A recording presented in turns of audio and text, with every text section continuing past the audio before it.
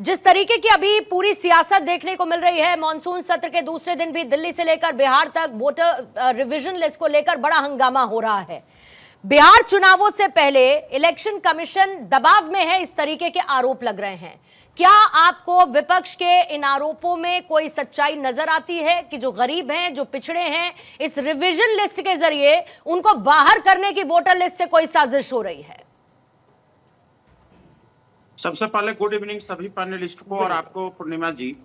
ये जिस तरीके का विपक्ष का मानसिकता है, इसको सोचने का विषय है कि आप जरा समझिए कि ये तो सरकार का निर्णय नहीं है, ये एक संवैधानिक संस्था का निर्णय है जो कि 14 करोड़ बिहारियों में जो निष्पक्ष बिहारी है, जो निष्पक्ष भारतवासी है, वो अपना वोट करके एक स्वतंत्र और निष्पक्ष लोकतंत्र का निर्माण करे और सरकार बनाए। ऐसा मंशा के साथ चुनाव आयोग का ये फैसला SIR का है।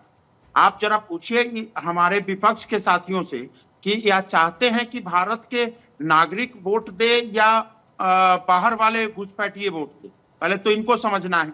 इन्हीं के लालू प्रसाद यादव जी का 2002 का बयान है और पश्चिम बंगाल के मुख्यमंत्री ममता बनर्जी का संसद में ऑन रिकॉर्ड बयान है, जहां पर इन्होंने घुसपैठियों के बारे में बोला था कि घुसपैठियों को बाहर निकाला जाना चाहिए, उनको वोट करने का अधिकार नहीं है। इस तरीके का विलाप ये कर रहे हैं। मुझे तो इन पर शक होने लगा है कि ये इन्हीं का जो फर्जी वोटर वाला है या घुसपैठिए कहीं इनकी वोट की ताकत तो नहीं है जिसके माध्यम से ये सत्ता में वापसी आने के लिए आतुर रहते हैं। दूसरा नजरिया, दूसरा एस्पेक्ट ये है कि अगर मान लीजिए ये चुनाव जो कि हारेंगे ही, बिहार विधानसभा के चुनाव, ये 2025 का परिणाम आने के बाद इनको एक मसौदा तैयार कर रहे हैं पूर्णिमा जी कि अगर चुनाव हारते हैं वो तो कहेंगे कि ठीकरा फोड़ेंगे कि SIR के कारण हमारे वोटर वंचित रह गए और इस वोटर के कारण ही हम चुनाव हार गए।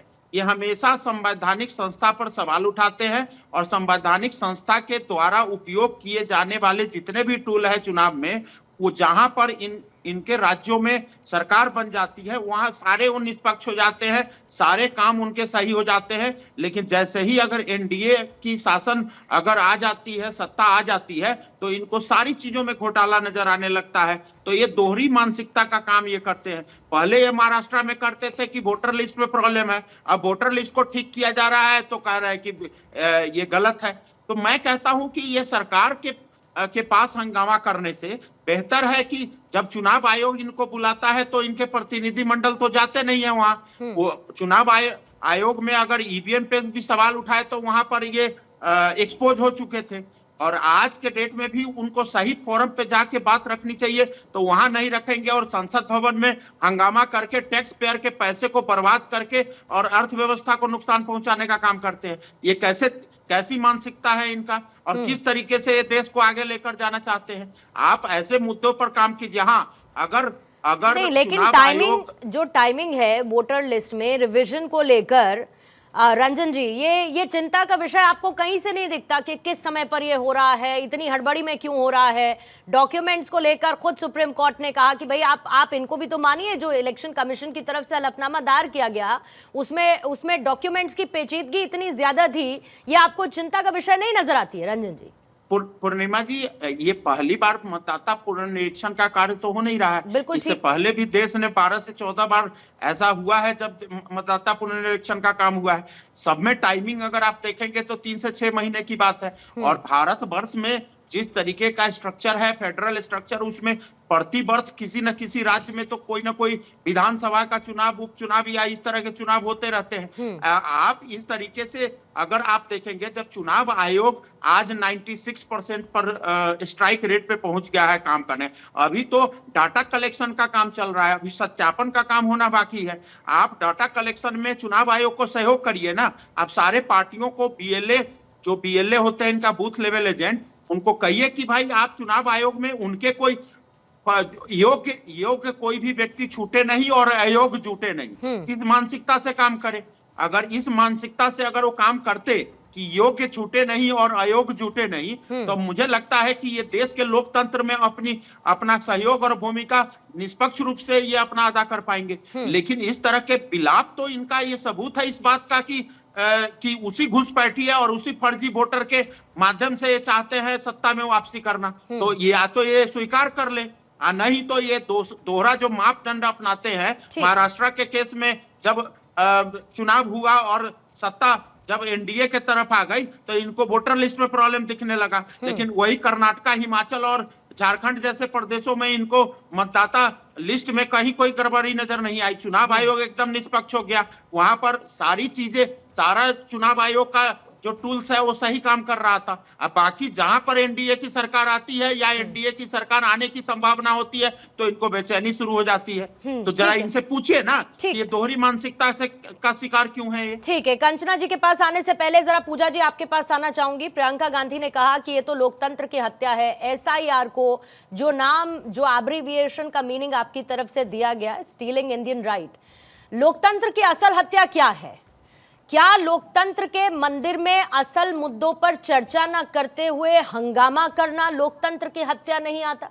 क्या स्टीलिंग इंडियन राइट इस सो कॉल्ड आप जो इस वक्त सदन में हो रहा है वो उनके अधिकार छीनने का काम नहीं है कि उनसे जुड़े मुद्दों पर चर्चा करने की बजाय सिर्फ और सिर्फ हो हल्ला चल रहा है? 2 दिन देखते देखते ऐसे ही बीत गए।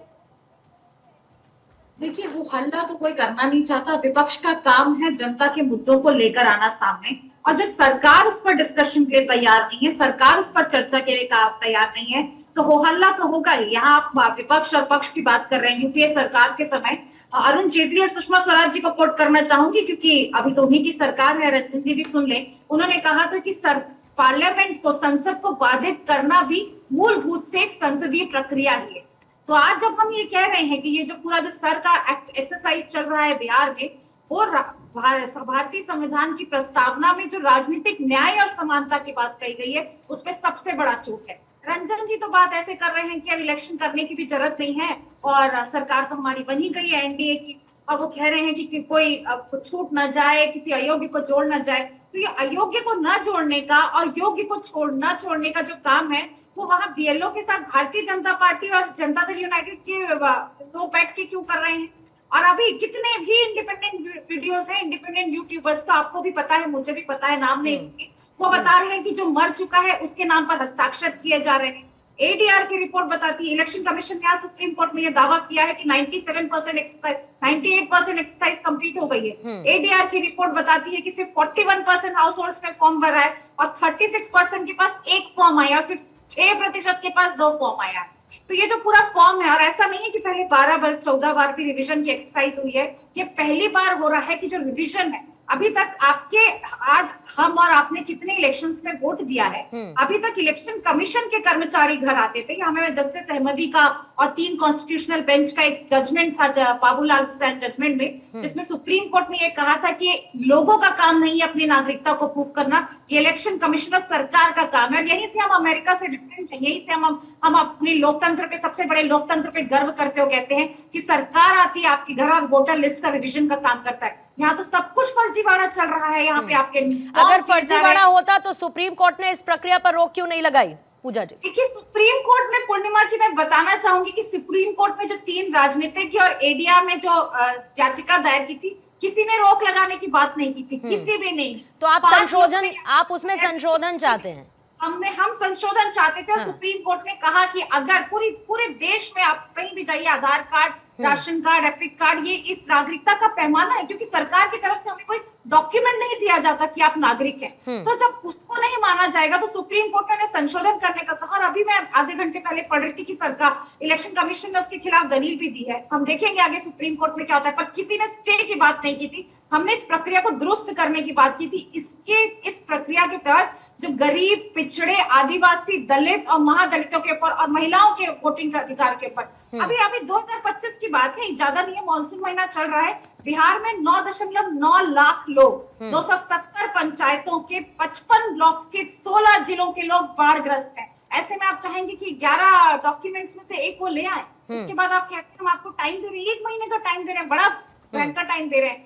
वो इंसान जो पंजाब में किसी खेती और मजदूरी में काम करता है, किसी ईंट भट्टे में काम करता है, आप चाहते हैं कि वो इलेक्शन कमीशन की वेबसाइट खोले और एक ऑनलाइन फॉर्म भरे? मतलब आप लोगों ने लोकतंत्र की प्रक्रिया को पूरा का पूरा मजाक बना के रख दिया है, और यह सिर्फ और सिर्फ सत्तागत लोगों को बेनिफिट देने के लिए। अगर 2.5 लाख लोग इस पूरे प्रोसेस से 2.5 करोड़ लोग बाहर हो जाएंगे तो इससे किसको फायदा होगा ये बताने की जरूरत नहीं है।